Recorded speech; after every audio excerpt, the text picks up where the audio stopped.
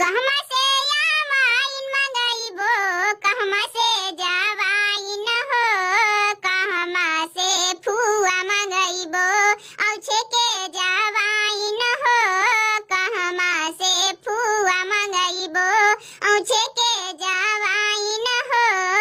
मुंगेर से आवाइन मंगाइबो, लखीसराय से जावाइन हो, पटना से फुआ मंगाइबो, औछे के जावाइन हो, पटना से फुआ मंगाइबो, औछे के जावाइन हो।